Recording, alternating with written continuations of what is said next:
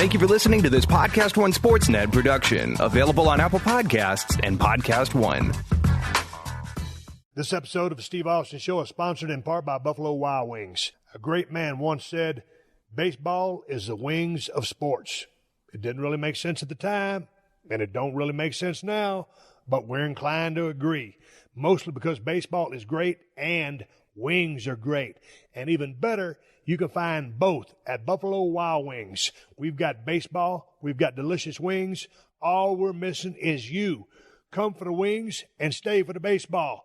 Buffalo Wild Wings. Wings, beer, sports. Please drink responsibly. The following program is a PodcastOne.com production. From Hollywood, California, by way of the Broken Skull Ranch, this is the Steve Austin Show. Give me a hell yeah. Hell yeah! Now, here's Steve Austin. All right, everybody, welcome to Steve Austin Show. I am coming to you from the Silver State over here at the Broken Skull Ranch 2.0 in Nevada.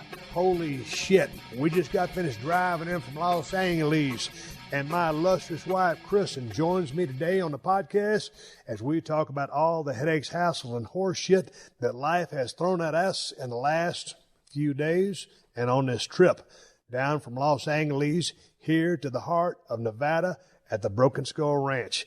It's a damn good show. The Unleashed platform is back. I'm glad to have it back.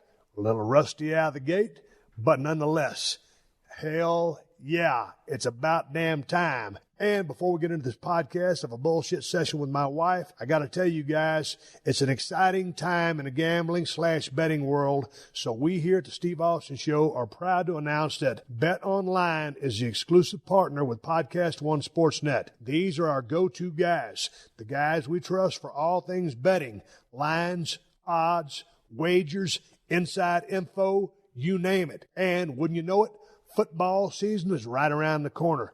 If you want in on the action, then betonline.ag is your main destination. Head over to betonline.ag and use promo code PodcastOne. That's PODCAST and the number 1 to receive a 50% sign-up bonus today. One more time, betonline.ag and use promo code PodcastOne and start winning with your online sportsbook experts. Have you checked out the big podcast with Shaq here at PodcastOne? Yeah, we talk basketball, but we're a lot more than just sports. I met this fabulous lady. She had to be in her 70s, knew everything about me, knew everything about sports. And the last thing she says, I love your podcast. And I was like, thank you very much. Oh, but I hate that John Kincaid. That's terrible. Listen free to the big podcast with Shaq exclusively on Apple Podcasts, PodcastOne.com, and the PodcastOne app. If you love the show, share it with a friend and leave us a rating and review. This is the Steve Austin Show. All right, everybody, welcome to Steve Austin Show. I am coming to you from the Silver State. I'm over here in Nevada. We just rolled in all the way from the mean streets of Los Angeles, California, damn near a 500-mile journey. Callie, my black Labrador Retriever, is chewing on a bully stick to my left. My illustrious wife, Kristin, sitting on my right with the microphone in her hand, can't leave Moolah out. She's behind me, chewing on a bully stick, trying to keep them entertained while we open up a can of audio whoop ass, and that's the bottom line. Kristin, if you happen to be back on the Steve Austin Show, give me a oh, hell yeah. Can I have a bully stick? I tell you what, that was a hellacious drive we just had. I'm fixing to make out, I'm slowed down on the margaritas, just drinking about a sip or two of wine before I go to sleep. But tonight or this evening or whenever I get through with this podcast, I'm going to make a big-ass batch of Broken Skull margaritas. Are you down with that? I'm down with that. Holy smokes, no pun intended. We left out of Los Angeles, California today at 5:40. That was perfect timing. We beat all the damn rush hour traffic out. And, man, we didn't go too far. We started, when did we start seeing smoke? As soon as we got through the Mojave. God dang, Mojave. There's a town on the way, on the route that we take out here, the Broken Skull Ranch 2.0, called Mojave. Believe it or not, it's in the Mojave Desert. There ain't nothing there but a couple of gas stations, a truck stop. There's that auto parts store that ain't got no window shades. And And that's our first stop we make because that's 100 miles down the road. By about the time we got into Mojave, we started seeing that smoke. And if you don't know, if you live in another part of the world, hell, it seems like half of California's on fire, half of Nevada's on fire. And, man, when we rolled through Mojave, kept going, and then got into, what, Yosemite? Yosemite. Yosemite was right to the left. It was 20 miles from Yosemite? Yep.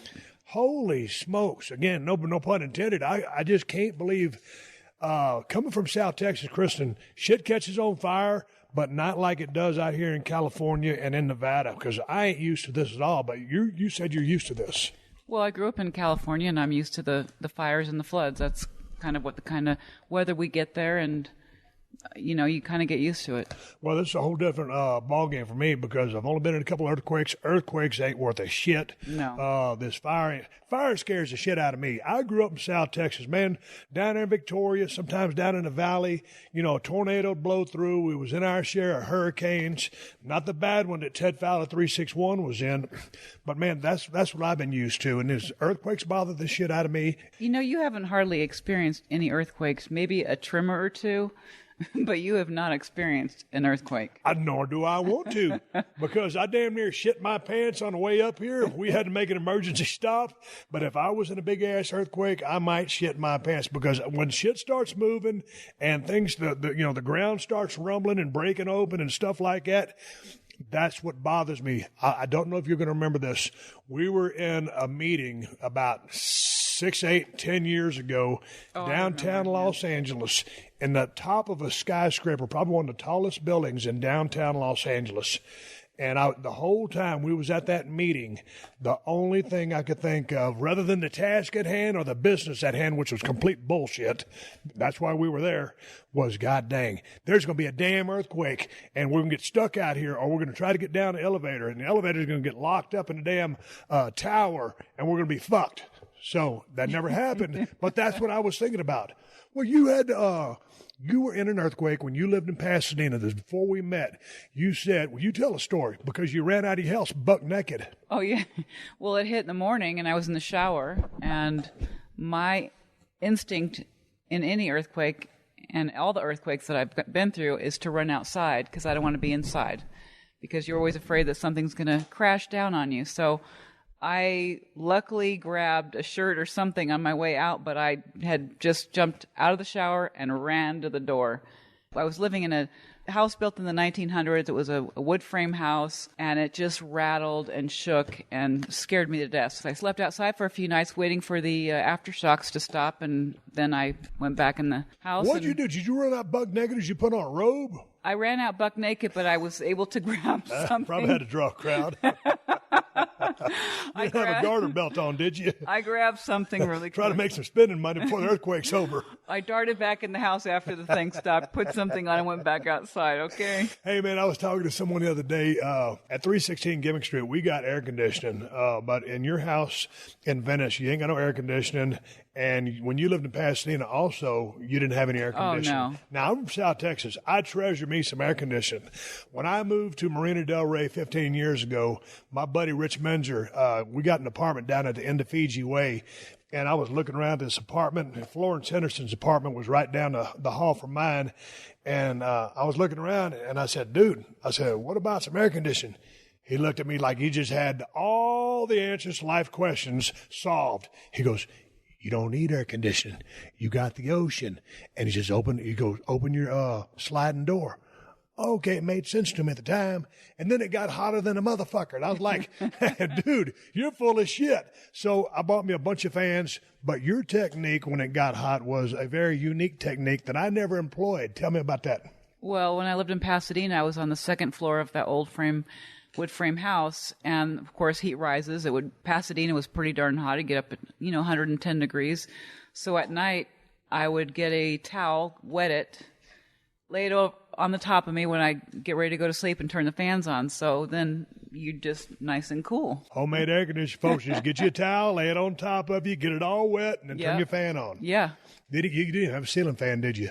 You was course old not. school. You just had was it even an oscillating fan that went back and forth, or was old school? Just I was going to go to the damn It store. was the square one that didn't move. See, they got those little box fans, and I went over to Home Depot the other day because at 317 Gimmick Street, I got this little one-car garage, and that's where my gym setup is. It's been hotter than a sumbitch in L.A.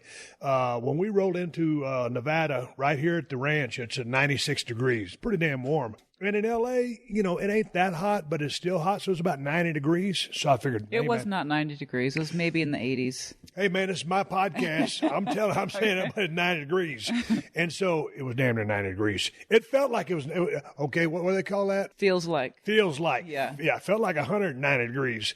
So I figured, hey, man, I'm going down to Home Depot, and I'm going to get one of those big-ass fans that you just sit there like you put in a big-ass shop.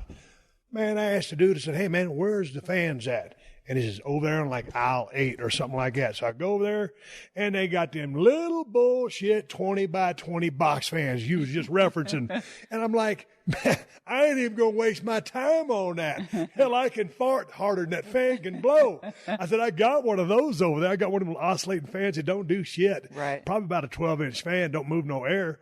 So first thing I'm doing tomorrow, I'm going either to Tractor Supply or I'm going to Home Depot, and I'm going to get me 2 of the biggest fans they got. I'm going to put them in my shop, and when I go over there and work out, I want to have a fan blowing on me because I don't have no air conditioning over there in that part of the shop where my gym is at because homie don't play that shit. I can't mess with no heat, Kristin. You going to put a towel over you, too, while you're I'm working like an out? albino, man. When it gets hot, I'll burst into flames. Going back to the story about Mojave. Oh, there's a store I want to tell you about Mojave. Mojave is a very interesting stop on our journey. That's we first take our bathroom break. I'll go ahead and top off the car, get a Diet Red Bull. We go right down the road, let the dogs do their business. But Mojave, it's not the most memorable place in the world. Or I don't want to. Well, it is memorable because we're talking about it. Yeah, for the people that go, it's kind of like Edna. I mean, if you're not from there, you probably don't get it. It's not even near Edna. But you know what I'm saying. There's like a couple of gas stations and a lot of stores that have been shut down. But people there are just a little bit different. Like that guy, when you asked about those gimmick shades at that parts store, and he says, we ain't got it. Or if it ain't on the shelf, we ain't got it. Yeah. That kind of attitude. Dude, one time we was gassing up, I don't know if you remember this. I was sitting there gassing up. I looked right beside me, and the dude's on the other side of the pump. And he's sitting there smoking a cigarette while he's gassing his damn vehicle up. I'm like, dude, what are you doing? And he just looked at me like I was, just some idiot. I was like, maybe you don't value your life very much, but I value mine. I have precious cargo in my Yukon XL in the name of 2 dogs and my illustrious wife. Dude smoking a cigarette while he's gassing his shit up. Well, it's just kind of a weird town because you wonder who lives there and what do they do.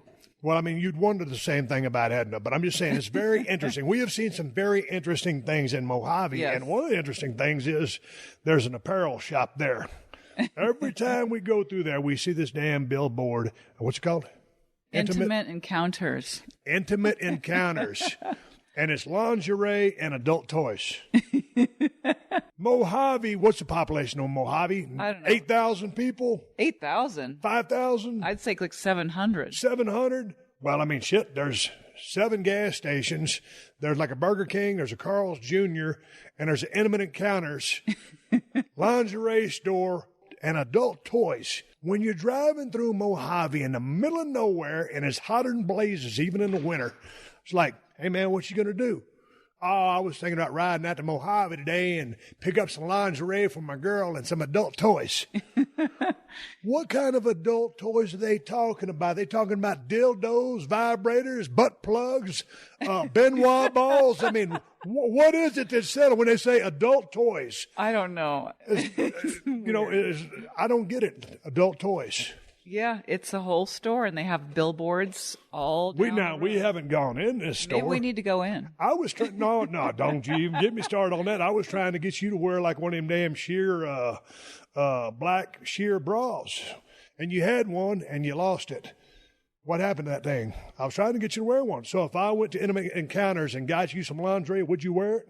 No. Okay, so should I get any of them adult toys? Nothing.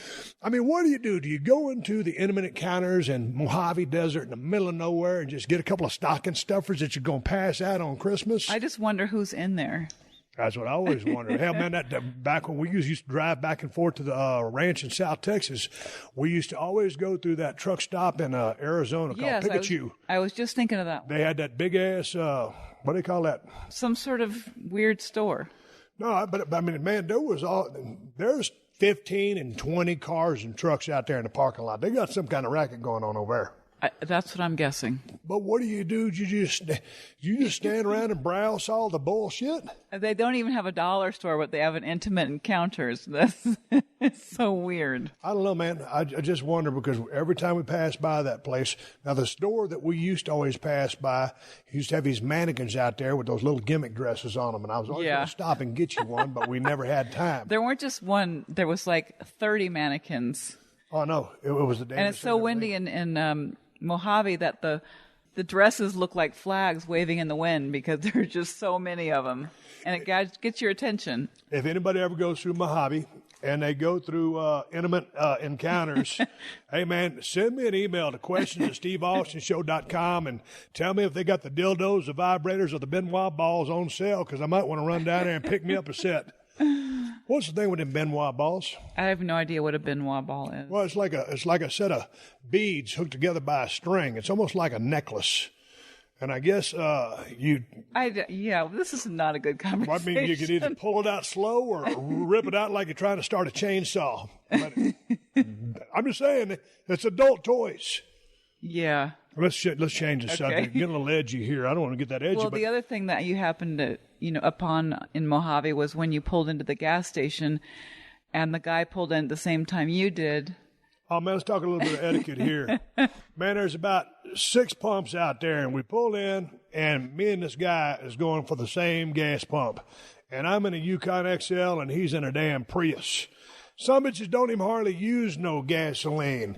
And I had to jump on him, but because I was in a courteous mood, I said, all right, I'll let baby brother in there and let him get some electricity/gas in his car, and I'll go over to the other side. Fuck it. So I pulled over there, gassed my vehicle up, and he proceeded to go inside, get a bag of chips and a Monster energy drink. And hell, by the time we got finished doing our business, I went in there and took a leak and got a damn Red Bull. He was still out there fiddle-fucking around in his Prius, and he never did gas up. No, he just took the stall. So the point to the story is, when you go to a store or a gas station and there's many other parking spots available, don't pull up to the pump if you ain't going to get no juice. Pull up to one of the regular parking spots, park at the damn parking spot, and then go in the store, and don't hog up the damn filling station.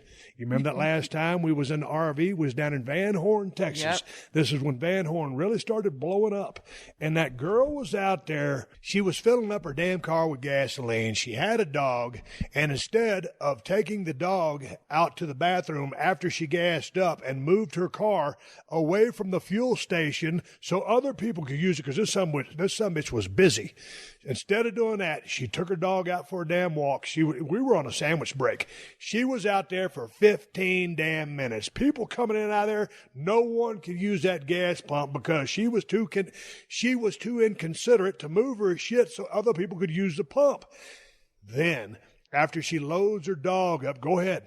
She proceeded to get the lint roller out to take all the dog hair off of her spandex pants. She lint rolling the damn dog, her seats, and then her pants. Yeah. Before she gets on the road. And I'm just sitting there in disbelief. I can't believe anybody's so goddamn stupid that they just stay there and park out right in front of the goddamn gas pump. There should be a time limit on your space. Here's another one for you.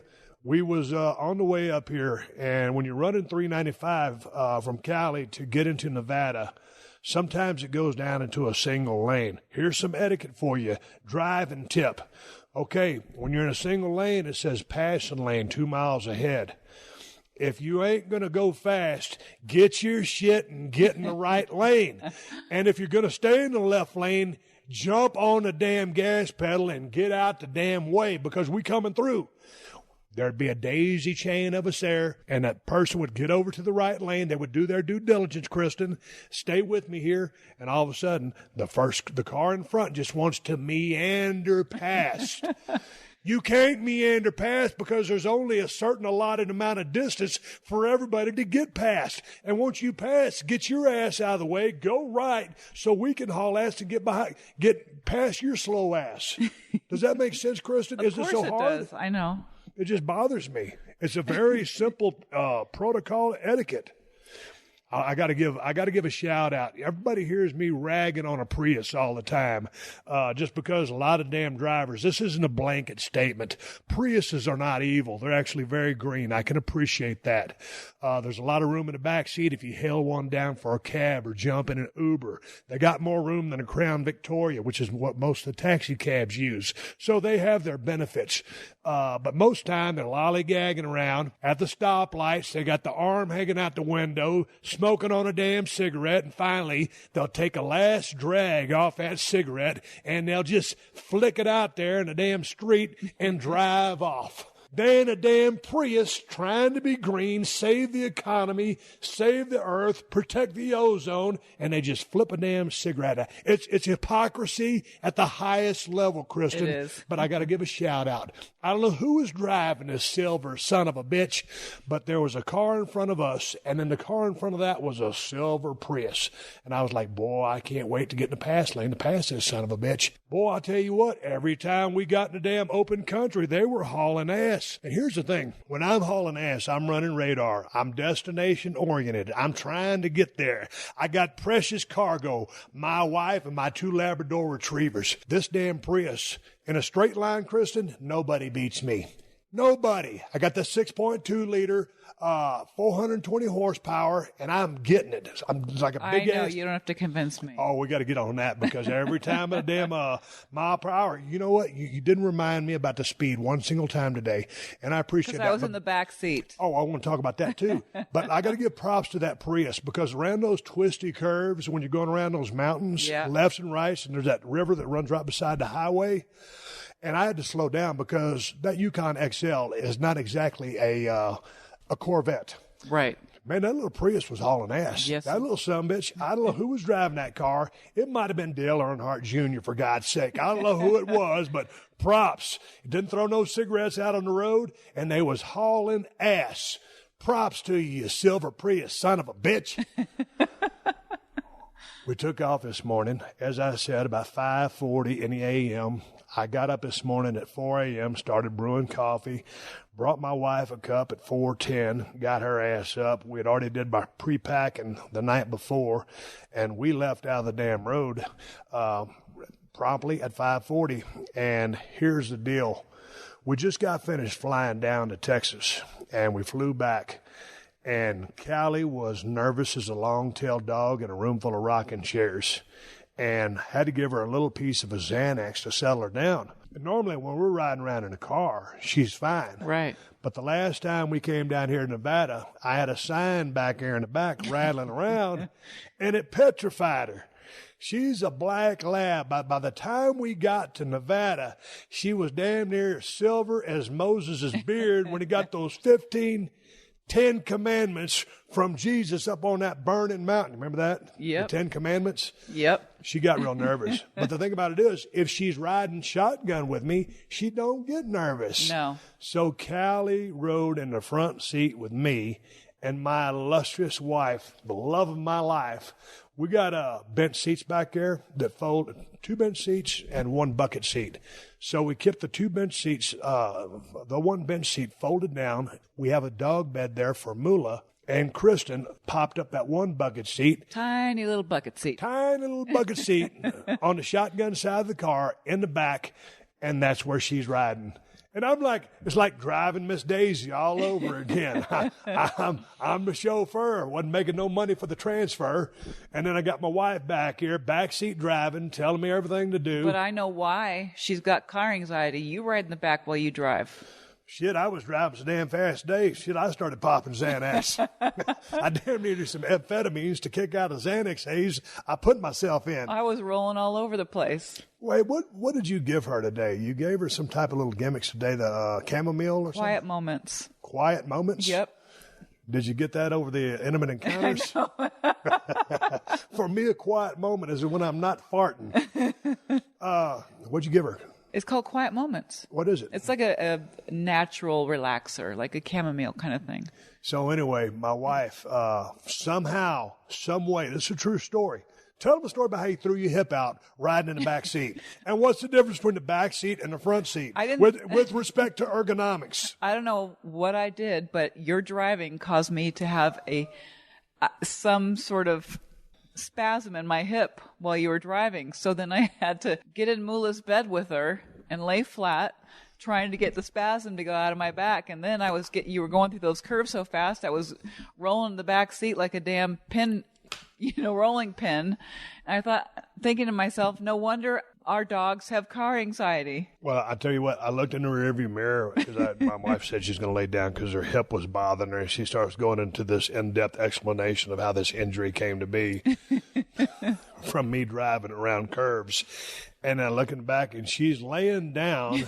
Her head is towards me. Her feet is towards the back. And it looked just like somebody laying there for therapy. So I just asked her, so Kristin, when did all this start happening for you? It was like, they got that show, what's it called, Driving? Carpool Karaoke. Carpool Karaoke, and comedians in cars getting coffee, some shit like that.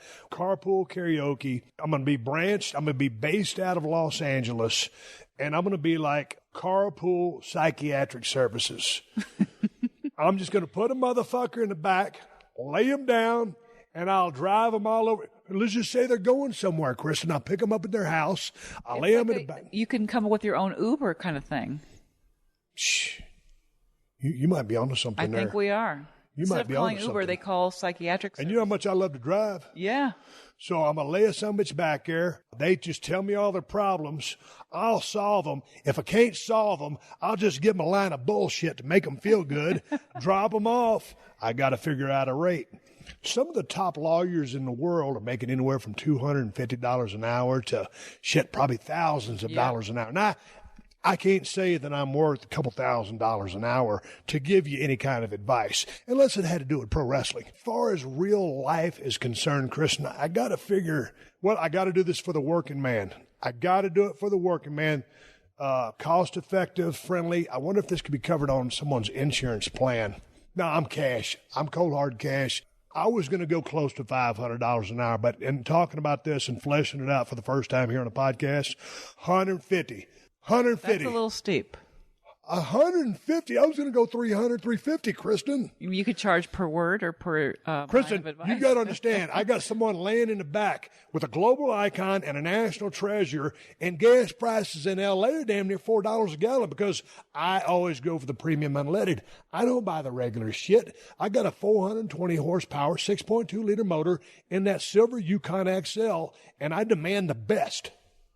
I just had the oil change in that sumbitch over at the Valvoline place over in front of Costco. And you forgot to use the coupons I provided. I forgot to use the coupons. I was going to, but I was checking out my Instagram account and posting some pictures of the dogs. And the dude had to hit me with this. He goes, we got the synthetic oil, the super synthetic oil, which you can also get at Intimate Encounters in Mojave. Oh, dude. They wanted like $120 for the synthetic. I said, no, man. I said, what did I get the last time?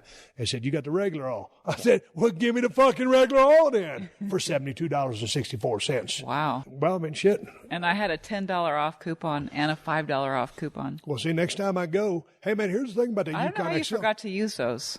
You know me. I think you were embarrassed. No, I ain't embarrassed. Now, when we first started dating, when you started busting out them coupons at the grocery store, I was kind of embarrassed. But when I figured, hey, man, we're going to be together for the rest of our lives, I embraced the coupon. And my wife says coupon.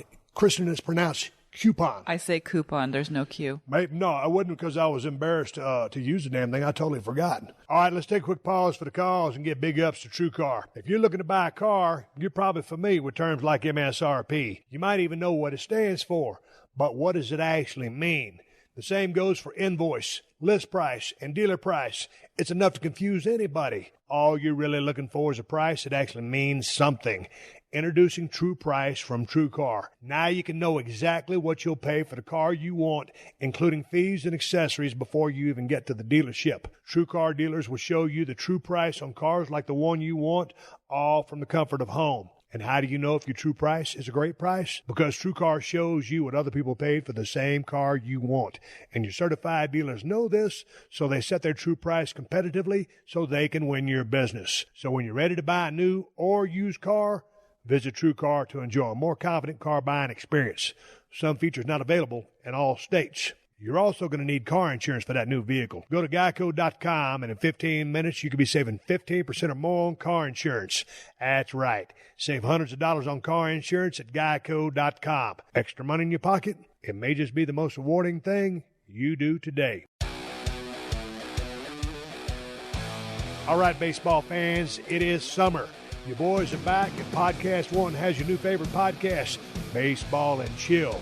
Listen each week to Kelly Nash and Scott Braun from the MLB Network as they cover all the big storylines and trending topics on and off the diamond. Some past guests include Baseball Hall of Famer John Smoltz and New York Yankees legend Joe Girardi. Listen free to Baseball and Chill every Tuesday exclusively on Apple Podcasts, PodcastOneSports.com, and the Podcast One app. If you love the show, share it with a friend and leave a rating and a review. All right, hey, man, let's all check this out for a minute. Why can a car park itself these days, but we have to drive across town to take a test drive if we want to try out a new car? Why can't we get approved for a mortgage in lightning speed, but buying a new car takes an entire day? And what's the deal with cruise control? Seriously. Well, our friends at Hyundai have wondered about all those things too and are making it all possible now with the all-new Shopper Assurance that includes flexible test drive that comes to you, transparent pricing for convenience, streamlined purchase for efficiency, 3-day worry-free exchange. Future of buying is now available in the present. Car buying made easier. It's now possible with Shopper Assurance. Visit HyundaiUSA.com for all the information. One more time. That's HyundaiUSA.com. This is the Steve Austin Show. I want to read this email real quick. Hey, Steve, listen to your podcast. I realize you're an outdoorsman, you damn Skippy. What are your thoughts about the wildfires and these amazing first hero responders? Thanks in advance for your input. Watch out for flying chairs. Lee Ganosha. Hey, man, I tell you what, these fires are bullshit because some of them are getting started by natural reasons, but they just got an arson suspect over here outside of Reno, and they got his ass locked up. The Perry fire. And shit, they got over 300 firefighters over there fighting that damn fire. I don't know how many of them have been injured. Yeah, 300 firefighters are battling the fire that was estimated Tuesday to be 31% contained between Palomino Valley and the South Shore Pyramid Lake.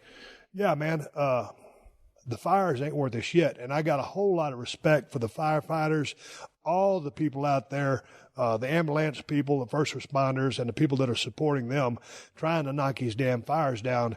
And if there's one thing that really chaps my ass, is some idiot out there setting fires. Why in the world, Kristin, what can be your major malfunction that would possess you to start a fire, burn down all these houses, put people's lives in danger, kill people, run off all the animals, kill all the forage, and just cause nothing but pure havoc and devastation? What the fuck? I have no idea. It's very strange to think somebody would want to do that. It's got to be a very sick individual. You're scratching my head. God dang, I'm shaking my head and I'm scratching at the same time. Well, partly because I have an itch. No, but to answer your question, I don't think very much of it. And I appreciate all the firemen out there doing their work. And women. And the women out there doing their work. So, Lee, I appreciate you sending that into the podcast. But it's complete bullshit, and I wish you can get these things contained. We can see the smoke like crazy over here at the BSR 2.0, and it's just like a super cloudy day. Well, in Yosemite, it's hard for them to even get near the fire because they're working in such you can't even access the fire in some of those areas. So yeah, it's just real steep. Yeah. I would imagine rocky, a lot of pine trees. Man, that smoke was thick. Yeah. We always pull over somewhere, right around Mammoth Lakes on that rest area. We got out there, and I was like, holy cow, I had to say holy cow rather than holy smokes. You see what I did there? The smoke was so thick, I was like, I've never experienced anything like it, like I said at the beginning of the podcast, so I won't go back there again. But, Kristin, we had a little situation the other day at the house. My wife is out there watering the grass, and she found a dead mouse in the front yard. No, it wasn't dead. Oh, I did find a dead mouse. Yeah, it was a dead mouse in the front yard. And you go, Steve, look. And we were sneaking up on it so it didn't run off. And something's been dead. I could see it from a mile off. He had rigor mortis. So I went over and got the pooper scooper, scooped his little ass up, put him in a green trash can. And I figured, maybe some bird was carrying him from across the yard and dropped him. Well, because he was near the fountain. The little bastard was trying to get a drink. He was thirsty. We got this water fountain in our front yard that all the birds go to. So my wife sits there when she's not paying all the bills, doing work, running errands, buying groceries, managing our business. She likes to sit there and watch the birds. She's there for about 3 minutes every day. So I guess the mouse was trying to get some water. And so the next day, or later that evening, Kristin went outside, and we had these, when we remodeled the house, we had these outdoor, these opening doors to go outside, and we poured a cement slab for a porch in our front yard. And she was out there watering the grass, and I said, well, I'll just grab a glass of wine and go watch her. And so I opened the door and had my glass of wine, and I was just watching, just kind of having a peaceful day and just enjoying my wife watering the grass. And all of a sudden, Callie, our 1.5-year-old black Labrador retriever, started running back and forth in the damn house. And I didn't pay any attention to it because I'm deaf and I can't see that well either. And my wife says, "What's wrong with Callie? What's wrong with Callie?" And every time when my wife gets that tone, I'm thinking, oh, God damn, I said, what's wrong with her? She's sick. She's throwing up. She eats some poison. And she goes, no, I think she's chasing something. I thought it was a June bug or something. Oh, man. It's damn near, it's August. It's August. And the June bugs, they're still around. They're expired. I'm okay with the June bug in June and July, but August, that's where I draw the line. That's when I will really kill a damn June bug. So anyway, I figured, okay, I'll go in there and kill a June bug. And then Kristin said, oh, no, it's a mouse. It's a mouse. So I was like, oh, shit. When I opened up the mouse in the house, and when I opened up that door, the mouse ran in, and I didn't even see him run in. So now I'm like, we just got these brand new hardwood floors put in 6 months ago, and I'll be damned if I want some mouse pissing and shitting on my hardwood floors. And I wasn't about to go to sleep knowing there was a mouse in the house. I know, and we were getting ready to make this trip over to Nevada, so it'd be like, you remember that movie with Macaulay Culkin, Home Alone? Mm-hmm. That would be like giving our house to this mouse, Home Alone. Yeah. And he'd been opening the refrigerator, making peanut butter and jelly sandwiches, shitting everywhere. He's too short to crawl up on a commode, so he's going to be shitting on our hardwood floor. Remember, Kristin, we split that hardwood floor 50-50. That's right. In case we get divorced, 50% of it's mine. No, but so then I said, man, I've got to find that mouse. Well, he was so close, too, or she. We don't know if it's a he or she. No. So I go into the closet. I'm looking for this mouse, and I spot him.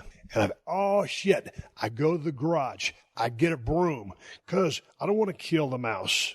There's a lot of things like rattlesnakes and stuff like that if they're in my way, I will kill them. I didn't want to kill the mouse. I wanted to remove the mouse from my house because we was fixing to be gone. And even if we was going to stay there, Kristin, this wasn't a sleepover. We don't like mice. No. Right? They harbor and carry disease, infestations, fleas, plague.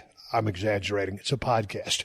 I didn't want the fucking mouse in my house, so I go get the broom. And when I come back and get the broom, I go in the closet, and there he is. Gone. The mouse was gone. Where could he have gone? I was only gone for maybe 8 seconds to go retrieve the broom to shoo. I was going to, with those bristles, I was going to put a little English on that thing. Don't get me wrong. I was going to get his/her attention, and he was gone. So there I am. I didn't see where it went because I was outside keeping the dogs from him. So, well, I know, but so there I am. Our house isn't that big. He couldn't have gone too far. So I'm in total stealth mode. But here's the thing. I got on my flip-flops. I'm already, it's evening time. I'm winding down. I'm ready to have that glass of wine and just kind of chill out. So I'm in my flip-flops, and I spot him. And, man, I poke him and I prod him. And he's right behind this big-ass piece of wood.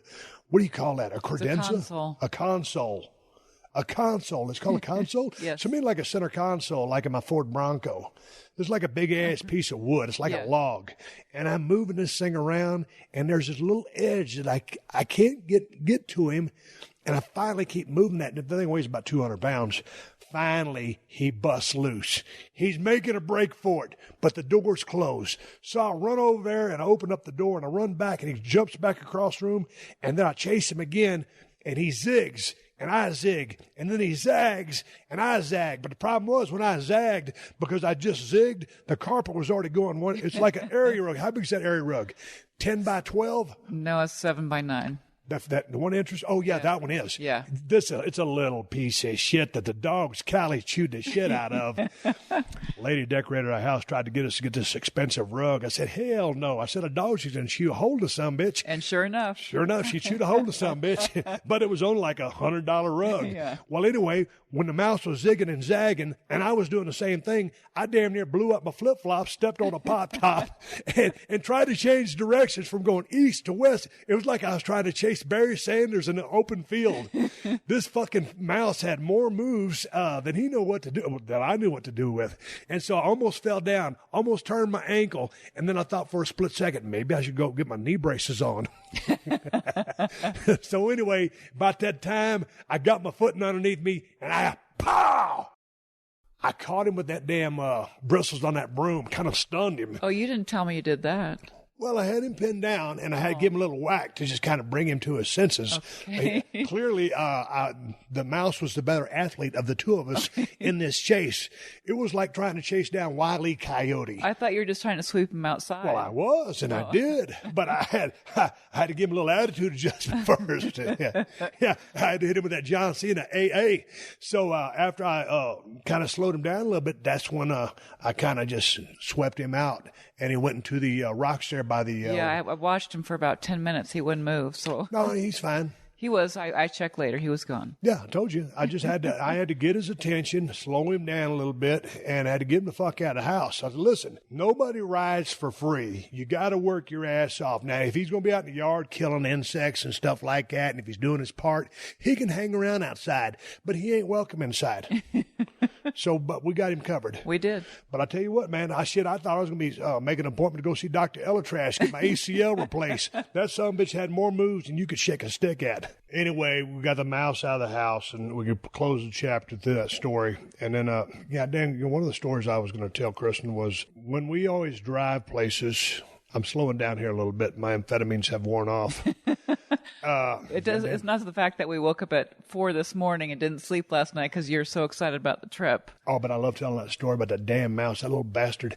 Every time we drive up from, or anywhere, if we're going 1,500 miles to Broken Skull Ranch in South Texas, which is no longer ours, or coming out here 500 miles to Nevada, that's a long-ass ways. Now, when you come out to Nevada, since it's 1,000 miles closer, it's a lot easier drive. 1,500 miles is a bitch, especially when you're trying to make it in a day and a half. And that's what we always do. 1,000 miles one day, 500 the next day. It's a tough drive. It'll make you feel something for about 2 days. You're kind of in that zombie state. But when we're driving all this distance, I love to drive. Everybody that listens to my podcast knows how much I love to drive. Well, my wife always likes to listen to music. Or the comedy channels. Or the comedy channel. Or a podcast or something. But see, she said, hey, you want to listen to, what that podcast you want to listen to today? It's a crime podcast. Hey, listen to no crime podcast. I fight crime so often in the mean streets of Los Angeles, California today, Kristin. Sometimes I just got to get away from it. I got to separate myself from it. Work with me here. Okay. I got my deputy badge in my back pocket. But we're sitting there, it's like dead quiet because you won't turn the music on or we can't listen to an audio Well, see, I'm down with listening to the music, but you don't ever like to listen to anything I want to listen to. And so my wife said, hey, maybe we should listen to an audio book. Yeah. I said, okay, well, what book you want to read? Or what book you want to have someone read to us? There's a plethora of books out there to listen to. Yeah, I know, but you couldn't specifically name one that caught my interest. Well, Art of Racing in the Rain. You haven't read that yet, and I read the book. If you ain't never read the book, The Art of Racing in the Rain, you should check it out. I ain't never read it, but my wife started crying like a baby when she read it. And my parents read it, and they loved it. It's a wonderful story. Should we listen to it? Of course. Well, if I start crying, I pull over on the shoulder of the road because I don't want to get us in a damn wreck. Running radar and crying is not advisable. Well, maybe we should do some comedy then. Yeah, see, I like to be in my own zone when we're driving down the road, and I didn't feel like listening to comedy, and then I didn't want to listen to an audio book. I didn't want to listen to a podcast. I appreciate you people listening to my podcast, but I don't listen to podcasts. And I figured, well, shit. I got some damn good music on my iPhone. I said, here's the thing. When you get into the Yukon XL, all of a sudden my Bluetooth hooks up simultaneously, automatically, somehow, some way, and just starts playing songs. And because right now I've been listening to Firehouse, it started playing Firehouse. So because you do your exercise every night on that stupid bike, and you blare it through the entire house. And it's the same 3 songs. It's not funny. I've never known a person that can listen to the same song over and over and over. I'm like a broken record, baby. Every time I do my cardio at night, I get on my assault air bike, and my goal is 200 calories. Okay, 200 calories is my stopping point. Each time I get on the assault air bike, I break my record that I set the day before. So I turn on the same music, and I tell Kristin every single time, I said, hey, I keep my assault air bike right there in my office underneath the air conditioning vent. And I said, hey, I'm going to do my cardio, so I'm going to turn on the AC and jam the music. You want me to shut the doors? And she goes, no, it's okay. Because it only takes me I think 14 minutes right now to burn 200 calories. Now you're down to one song. Not quite. So anyway, man, I got my little Bluetooth speaker set beside the assault air bike. I got my table right there beside me, so it's got my water and my towel when I start sweating like a bastard because I'm getting it. And it's the same 3 songs. And this is off the Hold Your Fire album from 1992.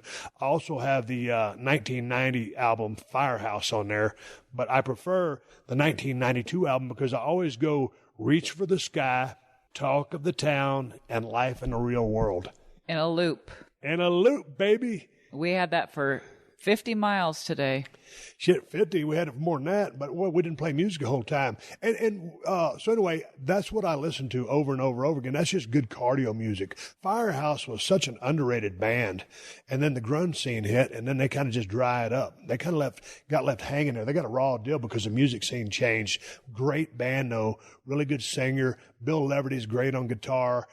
Great rhythm section. You don't like Firehouse as much as I do. I never even heard of Firehouse before I met you. Anyway, to go back to the point of the story was I didn't want to go crazy with anything at a real audio level, Kristin, because as you know, I don't hear very well, so I like to crank my shit up. And that's when I'm in my Ford Bronco doing cardio, lifting weights, driving down the road if I listen to music. And here's the problem.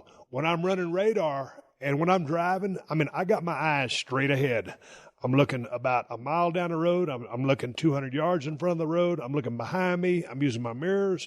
I'm looking for highway patrol. I'm listening. I'm waiting for that caveman, the K-band to go off. Yep. Back when I first got that radar detector, I thought it was saying caveman. Like, man, what the fuck? Where's the caveman at? It says K-band. Now, you ain't got to worry about that X-band, but when it says K-band, that's when you need to slow your ass down. And once those meters start lighting up from left to right, that means that some bitch is getting closer. And you just don't slow down. You slam the brakes. Well, see, that's my thing. I'm like you get startled or something. No, it's not startled, Kristin. That's on. That's what I call Red Alert 5. I'm like a high-performance driving machine. I'm tuning everything in, and I'm concentrating. All of a sudden, that audio goes off. K-band. I got to hit the brakes. Baby, if I don't hit the brakes, I'm going to get a ticket. And if I get a ticket, hell, I got a parking ticket a couple of months ago, $60-some-odd. Kristin yelled at me for a damn near day and a half. Why didn't you just put a quarter in the machine? Shit, I thought I had 15 minutes left. I figured I could make it out in time. Didn't. I got a $60-something ticket, and you yelled at me for so long, I just never want to get a ticket again. So I don't like to mix the audio frequencies, Kristin. And then when there's a music playing or something like that, I can't focus on that radar. I'm like a Rain Man. I mean that as a shoot, man. That's how focused I am. And I'm relaxed. I'm enjoying the drive, but I'm my sensory perception from audio visual connection with the road is. I'm fucking with you. No, but I didn't want to listen to any kind of book. If I'm not in the car, do you listen to music? No. Oh, no. So strange. No, I'm just, I'm quiet. There's so much bullshit going around. Everybody getting their feelings hurt about this and that and whatever. I just turn everything off and I'm in my own world. I guess so. And I just think, okay, what am I going to do next for a podcast? But the drive went through pretty good. It just seems like normally. We had a lot of road construction. Man, I tell you what, them damn road constructions are about to drive me crazy. I like to get there. And, you know, part of the drive from Los Angeles to Nevada is just beautiful because you pass over Mono Lake, Mono Basin, which was formed millions of years ago, back when dinosaurs were still running all over the place. And then you go around these big-ass sweeping curves, and they have these areas that you can park at. They're called Vista Points. Kristin, do you know what Vista means? View? Ding, ding, ding, ding, ding. Check out the big brain on Kristin. You know how many times we pulled over at the Vista Point? Zero. You know why? We don't have time. We're in a hurry. Part of the time when we're going up, well, we're always trying to make it to Bishop to get our sandwiches. I want to get in that little story. We ain't got time to pull over the side of the road and take no pictures. No. I ain't got time for that. I don't. It's just a waste of time. When me and Kristin first started driving up here, man, there's a couple of prime-ass antique stores, and I'm always in that damn car, and we wouldn't even stop for food. We just drive. Yeah, if I get past, I'm losing. I ain't losing. So we see these badass antique stores. We used to do the same thing. Right when we was passing through Anthony, Davis, and El Paso, there's that one badass antique gimmick store on the left-hand side of the highway that you'd have to cross over all the way to get to. And I'm like, man, next time we come through, we're going to stop. Well, we always say we're going to stop in Marfa because it's supposed to be good shopping there, too. And we were so close, and the road split, but we wouldn't take it. We just stayed on the 10 and just kept on going. Never made it to Marfa. And that's the same thing when we're going up there through those little cute little towns in California to get to Nevada. Like, man, next time we'll stop. That's been about 3 years ago. We ain't stopped yet. We ain't did a U-turn. We ain't said, fuck it. We are finally stopping. We're going to make a point to stop, take a deep inhale of fresh air and enjoy the moment. Antiquing, we in a hurry. We did stop to look at the sign at the Lone Pine Airport. Oh, well, it's because I'm a neon sign freak, so it's just a little We didn't have to get out of the car. Yeah, we didn't get out of the car. I just drove right by it, snapped a few pictures from my iPhone through the window. It's just a little Cessna sign, but that'd been a great sign for the shop. It is pretty cool. But there ain't nothing special about it. But the one stop we do make is in Bishop, California. And it took us about 5 trips before we actually made the stop because we would drive by and say, oh, it looks too busy. Let's just keep going. Man, every time you go there, it's called a Schatz Bakery. And there's a Schatz Bakery here in Nevada, too. There was 2 brothers. And I guess they had a big falling out. So one of the brothers has some locations in Nevada, and the other one has some locations elsewhere. But there's a big family rift. I don't know which one makes the better sandwich because we've been to both of them. Yeah, that's a shoot. Okay. Yeah, the 2 brothers. Oh, they don't like each other. I didn't know that. That's a word on the street. If anybody can correct this information, send me a statement to questions@steveaustonshow.com. No, it's called the Schatz Bakery. There's one in Carson City. Yep. There's one in Bishop. We go to both of them. And when we stop, we got the dogs with us. So normally, because I'm a global icon and national treasure, and if I need to go use the bathroom, I will. Most of the time, I'll stay in the car with the dogs. Kristin will hot-foot it in there. But the thing about it is, you pull in the parking lot, and there's parking all the way around the facility. And this parking lot... It's a very popular destination. It's a very popular destination for tourists from all over the world. Almost equivalent as Buc-ee's. Yeah, man. People in Texas know about Buc-ee's, especially that one down there in Luling, Texas. Holy shit. Let me segue off this story. We flew into San Antonio, jumped in a rent-a-car, drove down to Edna, and we passed through Luling. And that Buc-ee's has been there for probably 10 years, I'm guessing. I don't know for sure. No, maybe 13 or 14 because I bought that artwork there. It looked like Six Flags. Yeah, it's like a miniature Six Flags / Cabela's / Bass Pro Shops / Academy Sports Store. I couldn't believe it. They got their own stoplight right They there do. on 183 or is it 187, whatever it is. They got a stoplight out there so the people can exit the parking lot and other people can get in. And that place, I swear to God, there was about 300 cars in that parking lot. At least. We used to stop there back in the day when it was a little bit more of a mom and pop operation, and for some reason people come in droves to that store. And it's so busy now, we don't go there. No. And it's a great stop, but it's like Texas's best secret, and it got out. Yep. It ain't a secret no more. It's like Victoria. She had a secret. She was selling lingerie. And it's still a secret. But Buc-ee's ain't a secret. Buc-ee's lingerie. I smell money, Buc-ee's camouflage lingerie. And maybe some black sheer. I think they do have camouflage lingerie, actually. I've seen that. We stopping next time. So you go into the Schatz Bakery today in Bishop, California. And if you ever go through Bishop, California, stop there and make sure you get the Steve Austin special, a.k.a. the Diablo sandwich. Because you in a goddamn hurry. Hot pastrami. Hot pastrami sandwich is a winner. What kind of sandwich you get there? You get some kind of vegetarian veggie, rig. Yeah. And did they make that for you, or is it a real sandwich? It's a sandwich they have on their menu. You lucky rascal. I am. So one time you got me a cold pastrami. It was like the worst rib my wife ever pulled on me. We get out of Bishop. I'm getting ready to eat my damn sandwich. She hands it to me, and I take a bite out of some bitch, and I've already had several of them. So she hands me this cold one, and I'm like, I thought you said cold pastrami. I don't know. I didn't say cold pastrami. I'm a hot pastrami guy. But anyway, so what happened when you went there today? Because there was a lot of discombobulation, and there's so many cars there. There's a lot of tourists inside, and for some reason, the tourists are very interested in videotaping all the food in there. I don't know why, but there's people with selfie sticks, with video cameras, and they just kind of stand around looking at all the goodies in there. But, Kristin, that's just like when we went to the Trader Joe's down there in San Antonio a couple years ago when they first opened up at Trader Joe's. Nobody was buying anything. I've been in Los Angeles for a long-ass time now. I ain't never heard of Trader Joe's till I got to Cali. How long has Trader Joe's been around? I have no idea. A long time. Long time? Yeah. Okay, it was new to me. But when I went to Trader Joe's, I didn't walk up and down the aisles and with my eyes wide open, just take it all in. What the fuck? How can they have all this stuff on the shelves? People have a fascination with it. A fascination. And then when you go into the Schatz Bakery, there's a sandwich line. And then there's another section, that's the bakery line.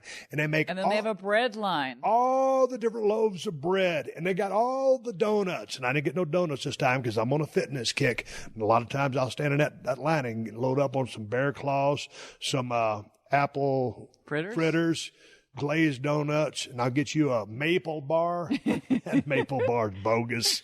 And my wife only takes like 3 bites of a maple bar, and she's like speeding because she gets a sugar high. But I don't understand the people that come in there. It's just loaves of bread, people. The loaves of bread aren't going to jump through a hoop. They're not going to sit, lay down, roll over. They're just loaves of bread. It's entertainment for them. They're going to sit on that shelf until you pick them up and take them to the cash register and hand over money, and then you can eat them. But what is the satisfaction of videoing a loaf of bread on a shelf? I don't know. I have found throughout my years of life that a duck's opinion of me Okay, Mitch Hedberg again. Mitch Hedberg is highly influenced by whether I have a loaf of bread or not, to finish the joke. I ain't no Mitch Hedberg. But anyway, put a pin in it on that story. It's time to shut this thing down, put down the landing gear. Unpack the car.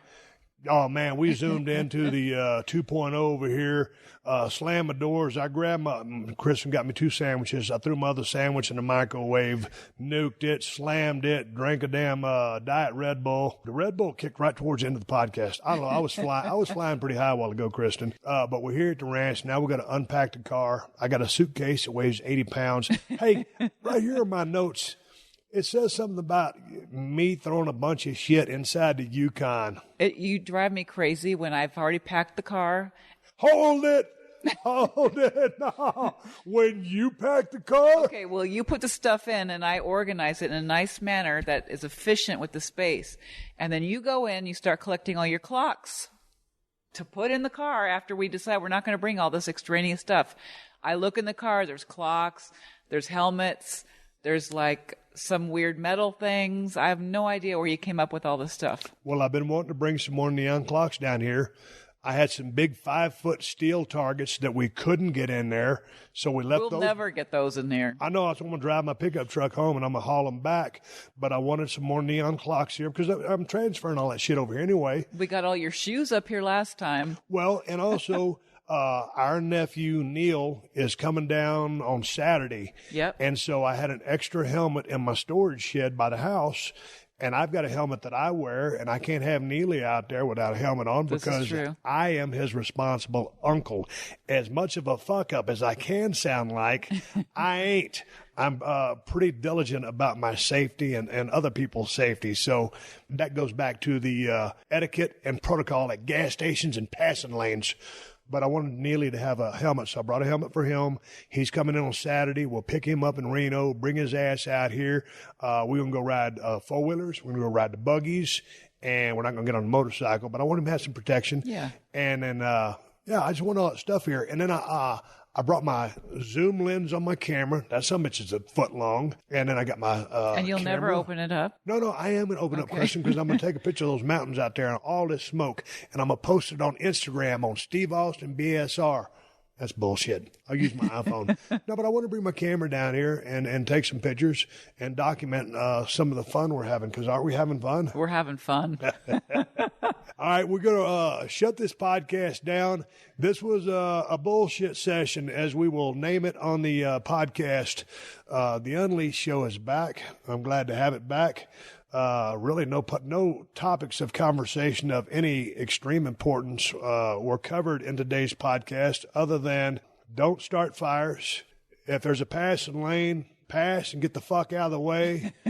And if there's a gas station, get your gas and get out of the way. And if you're in a Prius, gas up, or if you ain't, get your extension cord and go plug that motherfucker in the back so you ain't clouding the way for everybody to get to the damn gas pumps. Kristin, where can people find you on Facebook and social media? Hey, I want to thank my wife, Kristin, for joining me today. I'm going to sign off and close this thing up. Stick around. I'm going to close this show, and I got a couple shout-outs in there. Kristin, word. Hasta la vista, baby. Hey, Steve Austin Show listeners, this is Wade Keller. You might have heard me on the Steve Austin Show in the past talking about WWE pay-per-views. You can hear me every week, twice a week, on the Wade Keller Pro Wrestling Podcast. Just search Wade Keller. I produce 2 new shows each week. Every Thursday on our flagship show, I'm joined by a co-host from the wrestling journalism field to talk about the hot topics in WWE and elsewhere. Every Friday, I'm joined by a guest who has worked in the wrestling business, including Cody Rhodes. This is going to sound odd, but I think it's difficult for any company to fully commit to me because I don't do anything you tell me to do. That's just going to sound ridiculous. Within the confines of what's been discussed, like about a specific match or overall 2 to 3 matches, but honestly the only thing I listen to is a time limit, because I know and respect the others on the show that you have time for a match. But wrestling is starting to slip back into what it was meant to be. The wrestlers do the wrestling part. Listen to the full Cody Rhodes interview right now by downloading the show. Search Wade Keller wherever you listen to Pro Wrestling Podcast. All right, everybody, give me the go-home cue. It's time to wrap up this podcast and ride off in sunset. Before I do that, I want to thank my wife for joining me today on the podcast. I'm happy to bring back the Unleashed platform to PodcastOne, and that's the bottom line. Hey, man, if you're thirsty, I got a badass beer for you. It's an IPA called Broken Skull IPA from El Segundo Brewing Company. This is the best damn IPA in the United States of America, and I stand by that fact. You can find it at Whole Foods and Total Wines if you live in Southern California. If you ain't in Cali, you're shit out of luck. And if you're looking to get a badass, sharp-ass pocket knife, I got 2 available from Cold Steel Knives, the Broken Skull knife and the Working Man's knife. Get them at my new Amazon store. Amazon got the best price on both knives. Just go to Amazon.com/shop/Steve Austin.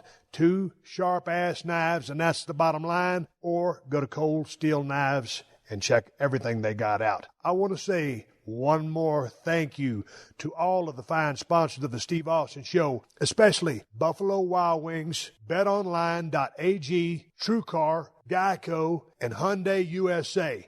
That's how I'm able to do this podcast for you twice a week for free. Please support them because they support us. You can find all my sponsors at PodcastOne.com under the Killer Deals button at the top of the page. Folks, I am on social media, Twitter and Instagram at Steve Austin BSR. Most of the shit I take pictures of is my dogs and my four-wheel drive endeavors. Folks, until next time, my name is Steve Austin, and I will catch your ass down the road.